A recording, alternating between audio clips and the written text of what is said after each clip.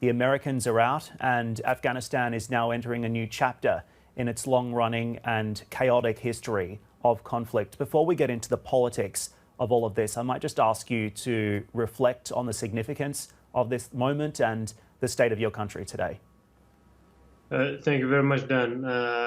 As you know, that these recent months have been catastrophic for Afghanistan. Right now, there is hundreds of thousands of people are living under the control of Taliban in fear. Millions of people are living in fear. Taliban, unfortunately, have not been keeping their words, and they have been knocking door to door, looking for those who have fought with them, looking for those who were with U.S. forces and NATO forces, and all those who was part of the Republic government.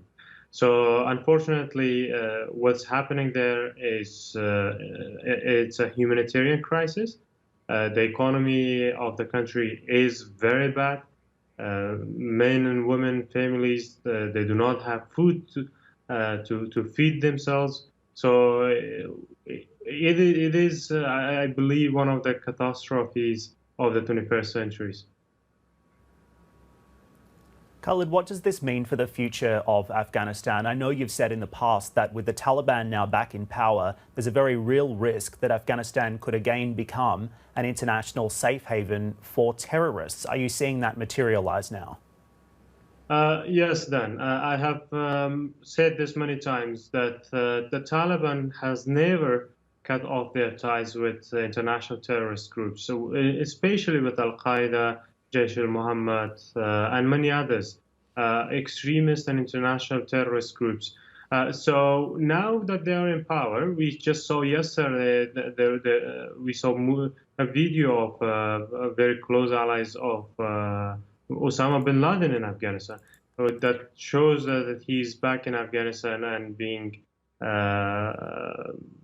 and as guest of the Taliban. So that shows that that's just the tip of the iceberg of what will happen in the future. We have said this very clearly that the international community, if they repeat the same mistake they did in the past, that the war and the terrorism will reach their gates once again, will reach their cities once again, and once again they will witness another 9/11. So it is very important at this point to be very careful on what to do with the Taliban. Obviously, there are a few things. We on our side have been very clear on our message. We will negotiate with the Taliban to form an inclusive government. But what do we mean by inclusive government? There should be a clear definition of inclusivity.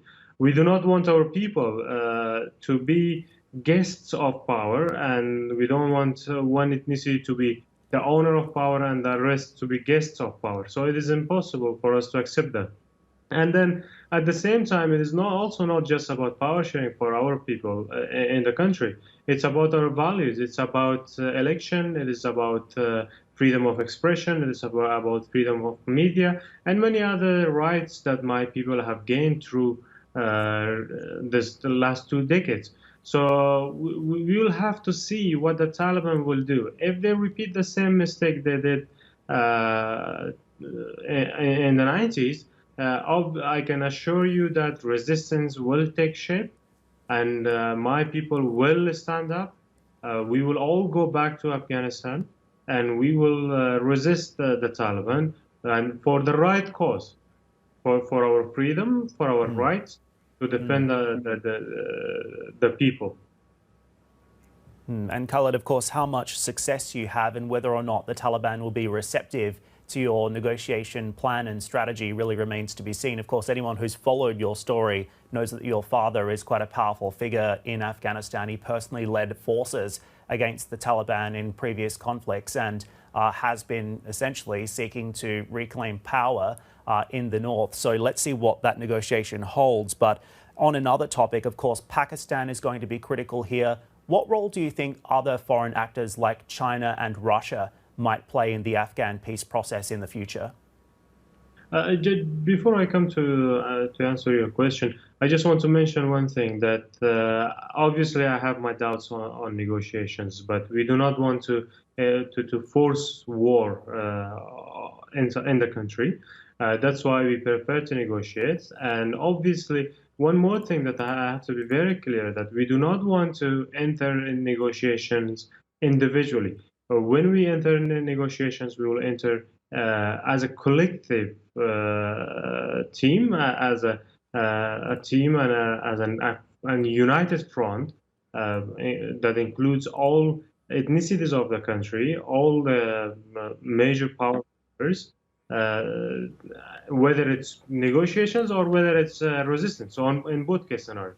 Now, the role that Pakistan and Russia and China plays in Afghanistan is obviously very important.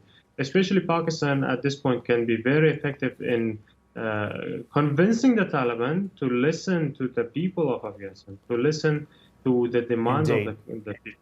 But whether will they do it, that's another question, because that still remains to be seen.